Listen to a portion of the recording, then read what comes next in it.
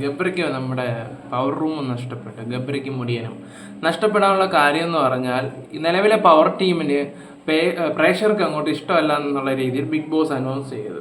അപ്പോഴത്തേക്ക് പിന്നെ ഇവർ റൂമിൽ പോയി ഡിസ്കസ് ചെയ്യാൻ തുടങ്ങി. അപ്പോഴത്തേക്ക് ശരണ്യ, മുടിയൻ, ഗബ്രിക്കുട്ടൻ, പിന്നെ ശ്രീരേഖ. ഗബ്രി പറഞ്ഞ് എനിക്ക് ഈ ആഴ്ച തുടരണമെന്ന് ആഗ്രഹമുണ്ട്, ഈ ആഴ്ച ഇമ്പോർട്ടൻ്റ് ആണെന്നുള്ള രീതിയിലൊക്കെ ആളുകൾ സംസാരിച്ച് കഴിഞ്ഞപ്പോഴും ശരണ്യ പറയുണ്ടായി, അല്ല ഗബ്രി നല്ല സ്ട്രോങ് ആണ്, ഗബ്രി നേരത്തെ ഒരുപാട് വട്ടം ഇത് നിന്നിട്ടുള്ള, ഗബ്രി മാറാമെന്നുള്ള രീതിയിൽ സംസാരിച്ച്.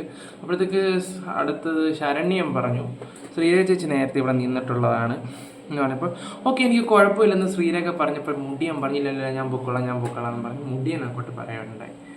അങ്ങനെ അവസാനം ബിഗ് ബോസ് ഒരു തീരുമാനമെടുത്ത് ഇനി ആർക്കെങ്കിലും താല്പര്യമുള്ളവർ എണ്ണിക്കാമെന്ന് പറഞ്ഞപ്പോൾ ജാസ്മിൻ, ജിൻഡോ, നന്ദന കുറേ കഴിഞ്ഞപ്പോൾ സായി എണ്ണിച്ചു കഴിഞ്ഞ് എന്താ പറയണ്ടേ പിന്നെ നമ്മുടെ മറ്റേ സിജോയും എഴുന്നേറ്റായിരുന്നു.